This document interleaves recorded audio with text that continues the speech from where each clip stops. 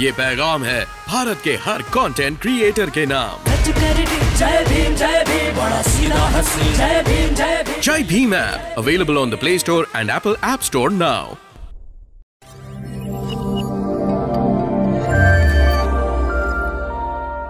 अभी इस समय दुनिया एक नए तरीके की जंग से जूझ रही है और ये जो ताज़ा तरीन घटना हम लोग सुन रहे हैं कि रूस ने चेर्नोबिल का जो एटॉमिक रिएक्टर वाला देश है यूक्रेन, उसके ऊपर आक्रमण कर दिया है और दुनिया दो हिस्सों में बंट गई है। एक है जो रूस के ऊपर पाबंदियां लगाकर अपना विरोध दर्ज कर रहे हैं और सबसे बड़ी बात जो अभी हम खबरों में देख रहे हैं इलेक्ट्रॉनिक चैनल्स में, खुद रूस के लोग सड़कों पर उतर आए हैं इस जंग के खिलाफ। ये एक अनूठी सी बात है कि रूस के लोग भी इस आक्रमण के खिलाफ हैं। यूक्रेन, उसके ऊपर रूस ने ऐसे अटैक किया है, यहाँ तक कि एटॉमिक अटैक की भी उसने धमकी दी है। वहाँ तख्ता पलट की कोशिशें हो रही हैं और ऐसी घटना हम इतिहास के ग्रंथों में निरंतर देखते रहते हैं। अब तक के ज्ञात इतिहास में इस धरती पर जो रिकॉर्डेड हैं, अभिलेखित हैं, कम से कम 300 लड़ाइयाँ हो चुकी हैं, 300 युद्ध हो चुके हैं। भगवान बुद्ध के जीवन में जो एक घटना है और ग्रंथों में ऐसा लिखा है कि भगवान बुद्ध ने 4 पर्याय देखे। एक बूढ़े को देखा, एक मृतक को देखा, एक बीमार को देखा, एक सन्यासी को देखा और उनको जो है वैराग जाग गया। लेकिन भारत के महान संविधान शिल्पी बाबा साहब डॉक्टर अम्बेडकर, जिन्होंने एक ग्रंथ की रचना की बुद्ध और उनका धम्म, वे इस बात का साक्ष्यों के साथ, संदर्भों के साथ एक अगला पक्ष प्रस्तुत करते हैं कि 29 साल की आयु में, 29 साल एक युवा अवस्था का जगमगाता हुआ सफर होता है। इस अवस्था तक किसी ने अपने जीवन में एक बार भी किसी की मृत्यु ना देखी हो, किसी बूढ़े को ना देखा हो, किसी बीमार को ना देखा हो, किसी सन्यासी को ना देखा हो, ऐसा हो नहीं सकता। ये घटना को अतिरेक करके लिखा गया है कि जैसे उन्होंने पहली बार मृत्यु देखी। वास्तव में जो उन्होंने गृह त्याग का निर्णय लिया वो रोहिणी नदी के विवाद के कारण लिया।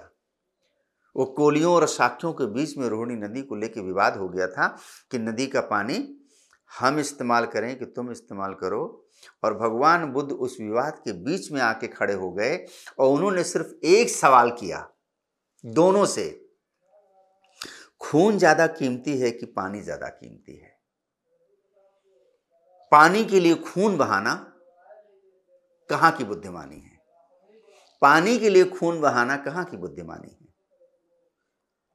और उसी बातचीत के साथ वो विवाद का निपटारा होता है, लेकिन उसका दंड सिद्धार्थ गौतम को भुगतना पड़ता है कि उनको देश निकाला का आदेश होता है, गण का आदेश है, संघ का आदेश है, तो वो देश निकाला चुन लेते हैं और वो गृह त्याग करते हैं। गृह त्याग करके, ये भी बड़ी अनूठी सी बात है कि गौतम बुद्ध जो गृह त्याग करते हैं वो आत्मा की, परमात्मा की, ईश्वर की, परमेश्वर की ऐसी किसी तलाश में गृह त्याग नहीं करते हैं।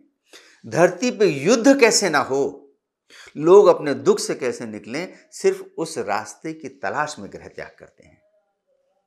ये बुद्ध अपने आप में अनूठे से व्यक्ति हैं और आज भी हम देखते हैं कि धरती पे जब जब भी युद्ध का अनुवाद आता है लोगों को बुद्ध याद आने लगते हैं। आज जो रशिया अटैक कर रहा है यूक्रेन पर, दुनिया दो खेमों में बटी हुई दिखाई दे रही है। एक है जो रशिया का विरोध कर रहे हैं, लोग हैं, नाटो देश हैं जो यूक्रेन का समर्थन कर रहे हैं, रशिया के ऊपर बहुत सारे प्रतिबंध लगा रहे हैं। इस मौके पर मुझे एक नज़्म साहिल लुधियानवी की याद आती है और मैं वो आप लोगों के साथ साझा करूँगा। ये सदा सामयिक नज़्म है। सदा सामयिक का मतलब ऑल टाइम कंटेम्प्रेरी, हमेशा इसकी कंटेम्प्रेरीनेस बनी रहनी है। क्यों? दुनिया अपने युद्ध के पागलपन से कभी मुक्त होगी ऐसा दिखता नहीं है। कभी कभी कोई धरती पर बुद्ध होता है जो युद्ध को नकारता है, लोगों के दिलों में अमन की, मोहब्बत की बात करता है, मैत्री की बात करता है, शांति की बात करता है। वो साहिल लुधियानवी ने अपनी एक नज़्म के जरिए बड़ी अच्छी सी बात कही है कि खून अपना हो या पराया हो, नस्ल आदम का खून है आखिर। खून अपना हो या पराया हो, नस्ल आदम का खून है आखिर। जंग मशरिक में हो कि मगरिब में, मशरिक मगरिब मतलब पूरब में हो कि पश्चिम में, जंग मशरिक में हो कि मगरिब में, अमन आलम का खून है आखिर। बम घरों पर गिरें कि सरहद पर रूह तामीर जख्म होती है। बम घरों पर गिरें कि सरहद पर रूह तामीर जख्म खाती है। खेत अपने जलें कि औरों के, खेत अपने जलें कि औरों के, जीस्त फाकों से तिल मिलाती है। टैंक आगे बढ़ें कि पीछे हटें, टैंक आगे बढ़ें कि पीछे हटें, कोख धरती की बांझ होती है।